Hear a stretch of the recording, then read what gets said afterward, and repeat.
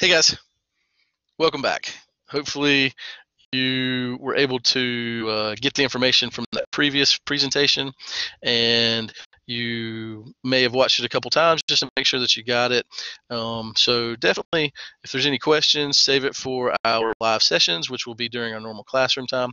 And then I can answer any questions. I can pull up the PowerPoints. I can review information. But definitely make sure that you're going over this information before we hit those live sessions, because it's just going to make life a whole lot easier for everybody. Last time we finished with the stomach. We finished our upper gastrointestinal tract. So this time we're going to start the lower gastrointestinal tract. We're just going to go straight into it and just boogie through this as quick as we can. Lower GI is basically your intestines. So after the stomach, we enter into the small intestines, and then we enter into the large intestines. And connected to the small intestines are going to be some of our last accessory structures. So we're going to see the pancreas and the liver and the gallbladder. So we're going to talk about all those. So first off, the small intestines is what comes out of the stomach. The first region is the duodenum, and then the duodenum kind of receives secretions from the gallbladder, the liver, and from the pancreas.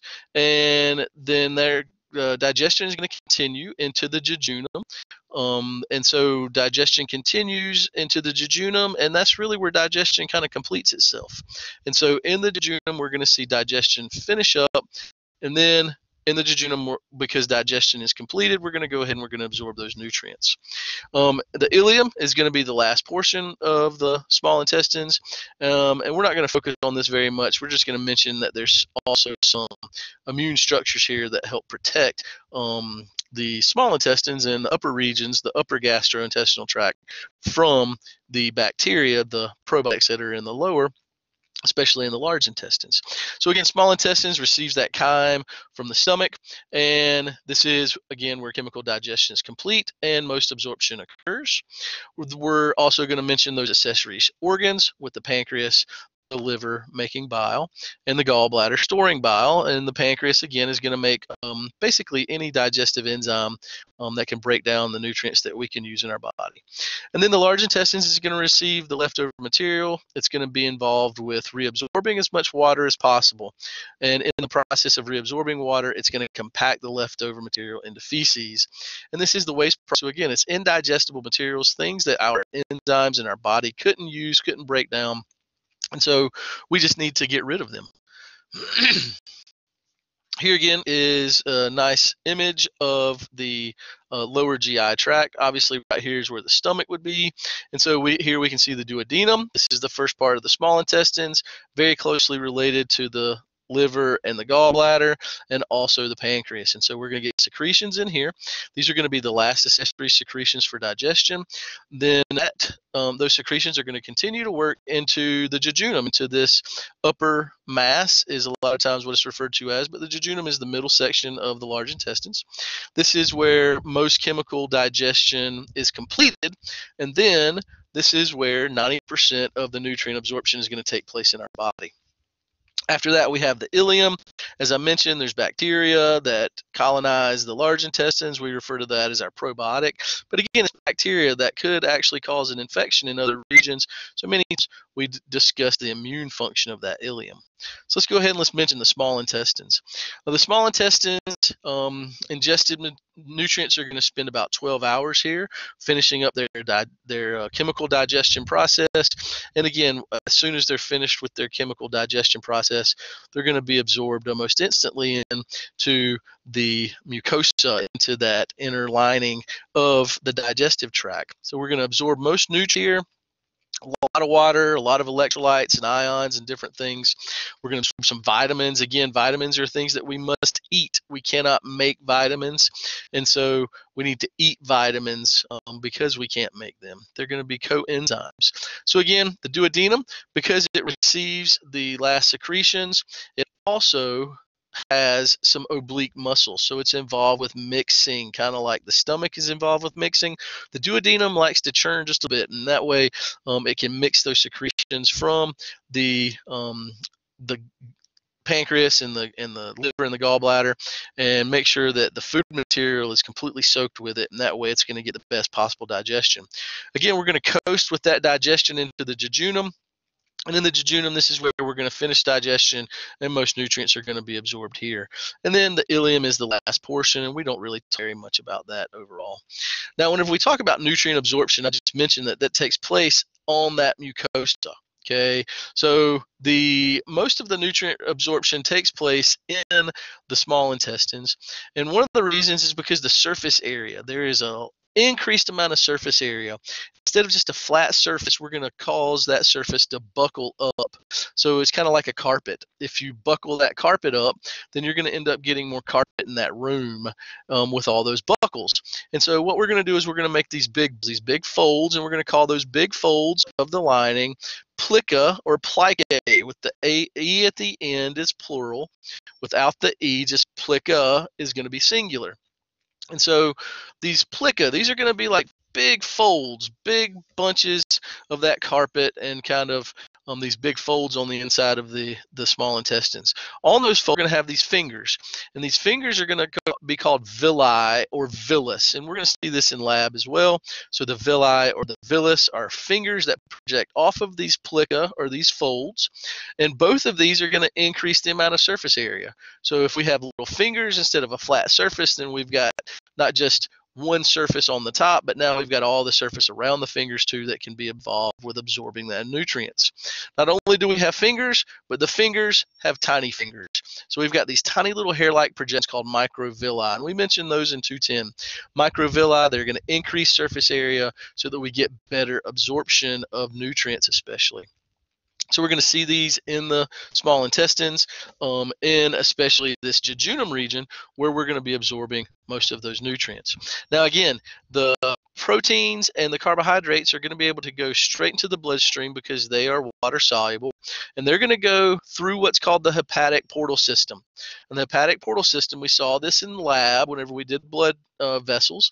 The hepatic portal system takes all the nutrients that are absorbed in the digestive tract straight to the liver. And so the liver is going to act like a bank. It's going to store extra nutrients whenever the levels are high, and it's going to release those nutrients when the levels drop. And so these carbs and proteins are going to go straight to the liver. Again, we're going to talk about this here later. The lipids are going to end up getting absorbed into the lymphatic system. So it's going to be a little bit different. We'll have to discuss that in some detail. When we look here at the secretions in the small intestines, we've got very similar to what we had in the stomach. We're going to have these little pits. Now, instead of calling them intestinal pits, we call them intestinal glands. We still also call them intestinal pits, but it's still kind of a little dip in between the lining. And in there, we've got to have some mucus cells, of course. So we're going to have goblet cells that are going to make mucus, and then we're going to have some other cells. So one cell I want to mention real quick is going to be the enteroendocrine cells. These are the guys that are going to make the hormones. So these are going to be producing the two hormones that are involved with the small intestines. And I also want to mention some very specific mucus type of cells called submucosal glands. These guys make a mucus that is, and these are mainly found in the duodenum, but these make a mucus that buffers the pH of that chyme. Remember, it's highly acidic, so it buffers that pH up so it's not as caustic, it's not as damaging to whatever it touches. Because if we let that low pH material come out of the stomach into the duodenum, there's not as much protective mucus in the duodenum like there is in the stomach. So it's just going to eat straight through it, and it's going to cause ulcers before it starts to eat straight through the lining and start to cause some real issues. And so this mucus is actually acting as a buffer, and it allows that material to come out of the stomach without there being any issues. It's going to put that pH up closer to 7, so it's not really causing any problems. Now, here, unicellular gland cells, it says that it's going to make some of the peptidases. So that's what I want you to know, that the unicellular glands, they're going to make some of these peptidases. These are going to be some of those enzymes that take the medium-sized proteins and break them down into the groups of 3s or less, so that we can actually start to break them down further and absorb them better. So here again, there's an image just kind of pointing out these different cells. You're not going to have to identify them, just make sure that you know what their functions are. Now, in the small intestines, we're mainly undergoing the peristalsis process, but we are also undergoing a little bit of segmentation there in the duodenum. In the duodenum, we've got some oblique muscle layers that's going to allow us to churn, and again, that's going to allow us to help to further mechanically digest but also it's going to help to mix with those secretions coming from those accessory structures, because we're about to have a lot of accessory secretions from the pancreas and the liver and the gallbladder. I'm not too concerned about the gastroileal reflex. Let's see. I guess that is good about the small intestines. I don't think there's too much else that we need to mention. Let's talk about some of these accessory structures that plug into the small intestines. The liver, first off. So the liver has so many different functions. I've listed a lot of functions on that outline note page that I've shared, but I think I'm going to adjust those so that there's a lot less, because I don't want you to focus on all those functions. But the facts are that the liver does 200 to 300 functions. It's a super important organ, and it's multifaceted. So I do want you to be aware that the liver, number one, is involved with metabolism, especially nutrient metabolism. I mentioned it before that the liver is a bank for your nutrients. So when there's too much in the bloodstream, then the liver is going to store those nutrients, and when there's not enough, it's going to release those nutrients so that they're available for all the cells to use. Another function is hematological. It's involved with blood. I always like to say that the liver is the reset button for blood. When blood goes through the liver always spits out it tries to spit out a purified, kind of filtered, clean blood. The liver likes to remove those toxins. It likes to remove anything that shouldn't normally be floating in the bloodstream, and that can even be things like antibodies or even some hormones. And so, good stuff or bad stuff, the liver's kind of the reset button. The third function is the liver makes bile. Here it says the main function is production of bile, and that is not true. The liver has all kinds of other functions. If your liver fails, you're not going to die because you don't make enough bile. Okay, you're going to die for another reason. So bile is a minor function, but as far as digestion, that might be its main function for this digestive process. So bile is what we call an emulsifier, and I want you to know that bile is made out of salts. That's one of the key things, bile salts.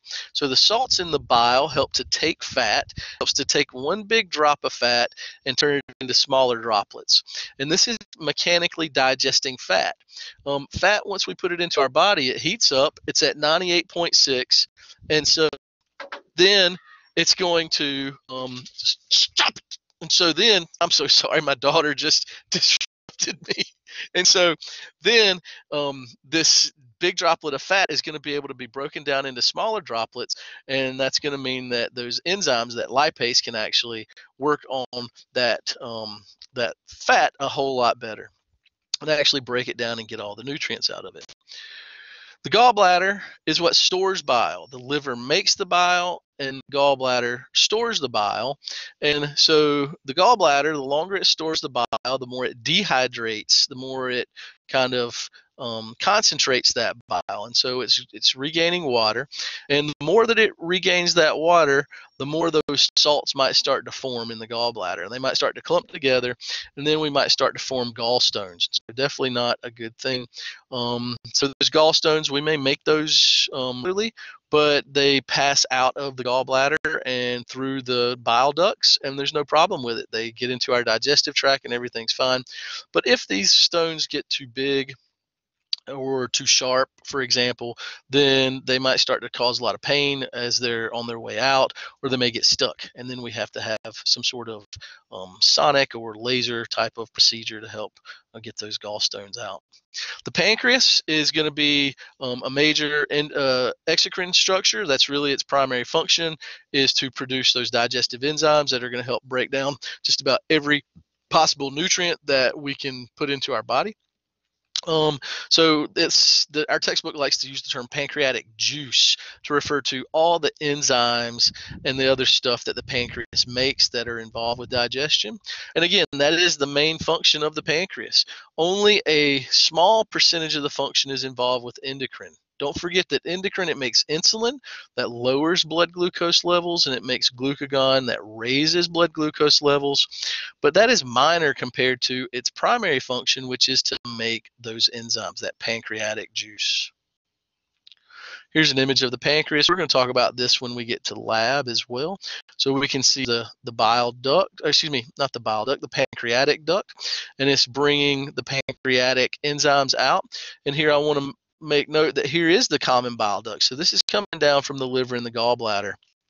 Again, the liver makes the bile, the gallbladder stores the bile, and they're both going to be released into the same spot here inside of that duodenum. So there kind of shows you where we're going to get those last secretions. When we look, don't forget that the acinous or acinar cells, we learned those under endocrine lab way back in the beginning semester. And so the acinous or acinar cells are what's actually going to create these enzymes. And again, we refer to that cumulatively as pancreatic juice, collectively as pancreatic juice. So there's some other things that are in there, a little bit of bicarb as well, but overall what I want us to focus on is the pancreatic amylase. This is an amylase that's going to break down the starch into, again, the 3s, 2s, or individual saccharides. Pancreatic lipase that's going to be able to digest our fats. Also, there is a pancreatic protease that can help to digest proteins. And this is the only one that we're going to hear about, a pancreatic nuclease. Nuclease can break down nucleic acids and actually use the component of a nucleic acid like DNA or RNA as a nutrient, which is very rare. We don't talk about that very much. We mainly focus on the other of the organic molecules, the carbs, the lipids, and the proteins.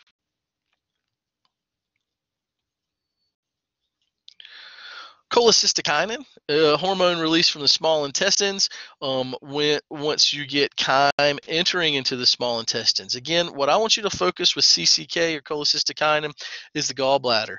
This is going to stimulate the gallbladder to release its bile, but also CCK, we can see here, stimulates the pancreas too. So it basically stimulates the release of these accessory enzymes from the accessory secretions and these enzymes from these accessory organs.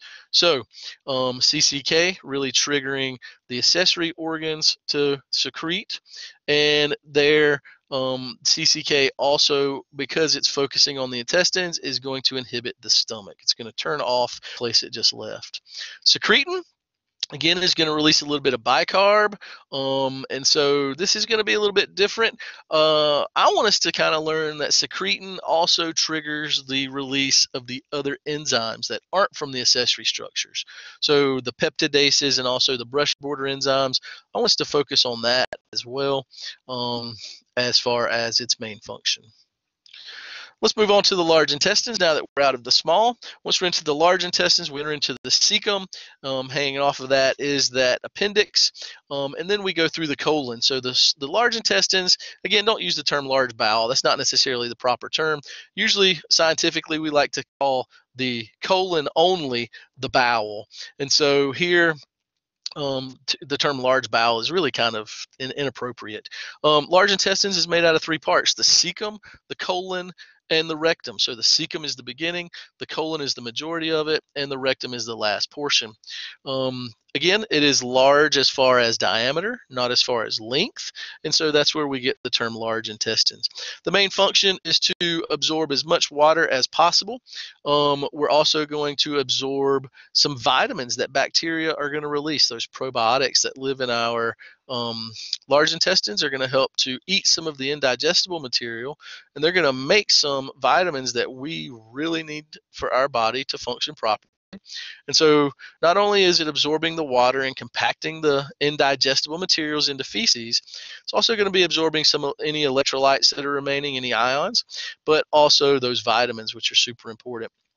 And then we're going to temporarily store that feces until it's time to release it. Okay, so here's an image: cecum, colon, and rectum.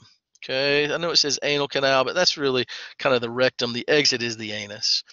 And so we can see here's the ileum, and so food's going to enter here. There's that appendix hanging off, and then food's going to kind of be forced to go through the tube and all the way to the end. And while it's going through there, the key is that we're going to be reabsorbing as much water as possible. Again, there's going to be a lot of mucus that's going to be made here. There's not much else that we're going to talk about as far as secretions made. But I do want you to be aware that there is mucus made here, of course, and that's going to help to lubricate the waste product out of the body, which is important. In the colon and in the beginning in the cecum, I want you to be aware that the muscle, the muscularis externa, has lost its circular layer, and its outer longitudinal layer has become just kind of this thin ribbon. It's a discontinuous layer. A lot of times there's an A right here, Taenen. We call it Taenia coli. If we go back, we can point that out right here, this little ribbon that's kind of moving along through the middle of the large intestines. And so that is the Taenia coli. And so that is the smooth muscle that's trying to help the waste product move its way out towards the exit. Again, as I mentioned, in the large intestines, we're going to have bacteria, and these bacteria are going to eat indigestible materials that our body, our enzymes can't break down.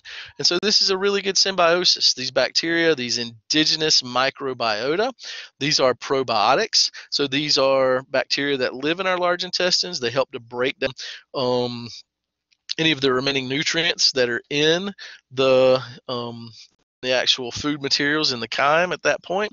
But whenever they break down these indigestible carbohydrates especially, they are going to make carbon dioxide. And so they create carbon dioxide, and this is actually what creates the gas that is in our large intestines. And so this creates gas, or flatus in our intestines. And so this is actually where all those toots come from, is bacteria eating indigestible carbohydrates and releasing carbon dioxide. Now you can tell your kids when they're joking all about it, right? Again, there's a couple of B vitamins that are going to be released, and then there's vitamin K, which is also called biotin. And so these two are very important, and we can't really get those hardly any other way else except for to have those bacteria to eat the indigestibles, release the vitamins for us, but then in the process they make gas. So they make that flatus. The defecation reflex is triggered when feces enters and stretches the rectum. The rectum is the last portion of the large intestine, so it just makes sense that if material gets there and this starts to stretch, then that means that waste product is starting to back up. And that's an indication that this is time to go remove that waste from the body. So the defecation reflex, when the rectum stretches, sends a signal to the brain, and that tells us that it's time to go use the bathroom, right? So this is kind of what you have to train, and you have to be able to voluntarily control your muscles. And so it takes until about the age of 3 for us to do that. And that's really what potty training is all about. You know, a 1-year-old can't really learn to potty train as well. Sometimes it takes a few years, and it just depends on the individual as to when these reflexes and when these muscular controls start to form in the body. Constipation versus diarrhea. I mentioned this earlier in our talk. Constipation is obviously excess absorption of water in the large intestines. If we absorb too much water, too much dehydration of the feces, it makes it difficult to eliminate. And so it makes it tougher to move through the system and tougher to get out. And so definitely not enough fiber in your diet if you're constantly dehydrated. Lack of exercise. Actually, exercise moves the intestines whenever you bend, whenever you kind of torque your body. It moves the intestines, and it kind of squeezes material out through the intestines, and so it helps to get materials moving that many times would just be stuck there. Diarrhea, on the other hand, is the opposite. Diarrhea is when there's not enough absorption of water, and therefore there's too much water in the feces. And obviously this is going to start to cause a messy situation. Traditionally, in most societies where we see messy situations, if we don't take care of waste and it starts to spread and it's not controlled in a nice contained area, then disease is going to spread with it. And so, containing the diarrhea and making sure that it doesn't spread to our community is a extremely important kind of concept to make sure, because that's going to spread disease. The more feces in the more area is definitely a negative. And so it's very important to make sure that the feces has been reabsorbed with as much water as possible, to the point where it's still easy to release from the body. At this point, we're going to head into nutrients and their digestion. I'm going to hit this real quick right now, because I'm going to also pull this up and rediscuss this in our next chapter, in chapter 27, whenever we do metabolism. So I'm not really going to focus on this very much at this moment, but there in that next chapter, I'm going to pull this information back up and I'm going to hit it in a lot more detail. Okay, so I'm going to go through this relatively quickly, and then on the next recording, you're going to get a lot of good details on this then. So carbohydrates, don't forget, the goal is to get monosaccharides. Starches are kind of what we eat. These are the plant carbohydrates, polysaccharides. And so we tend to eat these large carbs, and we need to break them down. And so we're going to have several different. We're going to have an amylase, and then we're going to have our brush border enzymes. So an amylase is going to break us down into trisaccharides or smaller, 3s, 2s, or 1s. And then from there, we're going to use those brush border enzymes. And so salivary amylase is the first source of amylase. Comes in the salivary glands in the oral cavity, and it will continue to work in the stomach until the pH drops. Now here it says within 15 to 20 minutes, but I've read many places that say 1 to 2 hours, depending on what you're eating, depending on the protein content. That determines how low the pH needs to get. So it just depends. And then in the stomach, we're going to destroy that. So we destroy the salivary amylase. We focus on protein digestion in the stomach. But as soon as we come out in the duodenum, we're going to zap it with pancreatic amylase. Basically the same thing. And now what we're making are going to be trisaccharides, disaccharides, or monosaccharides. We can absorb the monosaccharides once they're hitting the small intestines, but the dis and the tris need to be broken down. And that's where we're going to use these brush border enzymes. So brush border enzymes in the small intestines, and I'll talk about these in the other presentation. I'll talk about maltase, I'll talk about lactase, and I'll talk about sucrase, and how these are 3 of these that I want you to be aware of. And so these brush border enzymes, they take the 2s and the 3s, the dis and the trisaccharides, and they split them down into individual monosaccharides. Now these monosaccharides, because they're water soluble, they can be absorbed right into the bloodstream, and then they can be transported to the liver to be banked, because it's the nutrient storage unit. And so we can bank it there until we're ready to use it at some other point.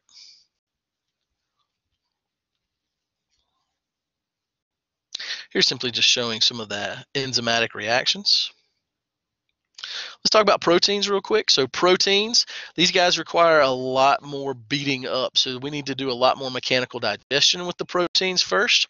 And then that way we can use the digestive enzymes to bathe these proteins and actually get the nutrients that we need out of them.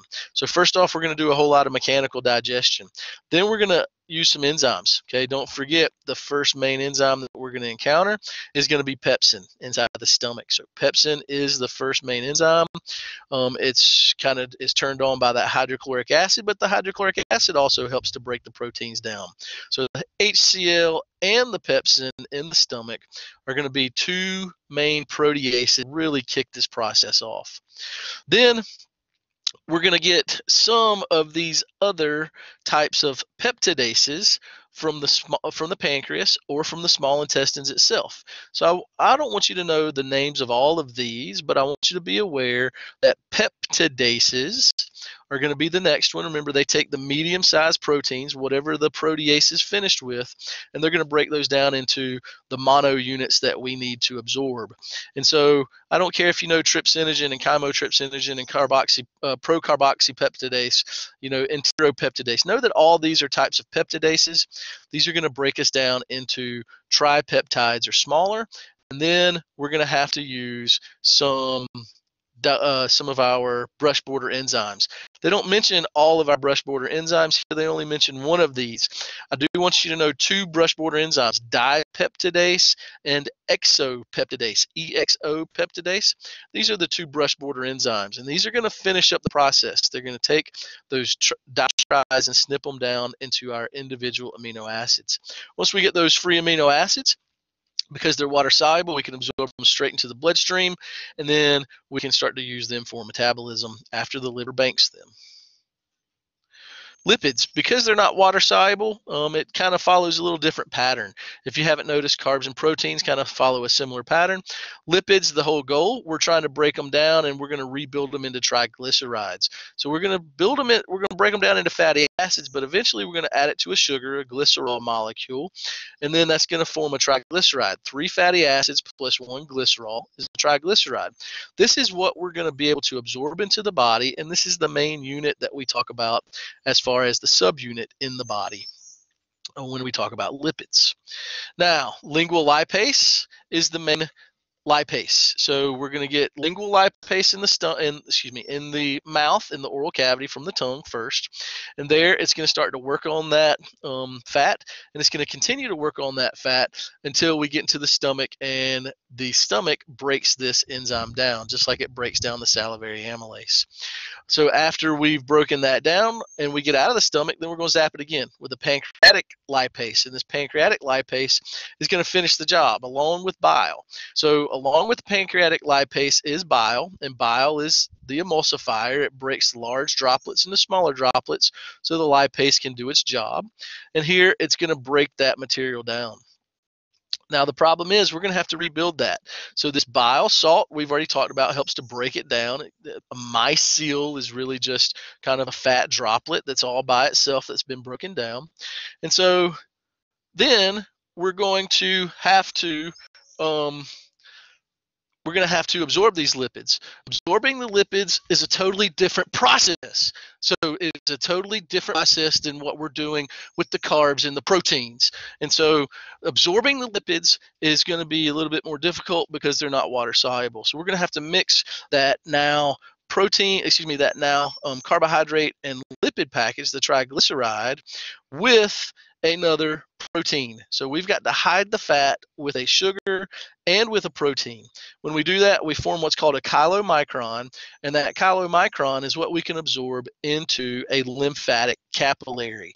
The lymphatic capillary is called a lacteal, and this lacteal is how we're going to get this material in, and then eventually deliver it to the liver later. And that's part of the problem, is now it's got a chance to circulate throughout the body and possibly even clog some of our arteries, which is not a good thing. Okay. Now, like I said, I'm going to hit that one more time on our next presentation, but that finishes up our digestive chapter. Make sure that you have taken good notes. If you didn't take good notes, listen to it again. Take better notes. Use those notes and the outline notes that I gave you to fill out your study questions to start studying for this lecture test. And next time, we will finish up the metabolism chapter, and I will re-hit some information that we just talked about over the last little bit. So hope you have a great day. Thanks a lot. Hope you're enjoying online class and not having to come see me in class. I miss you guys. I really do. All right, see ya.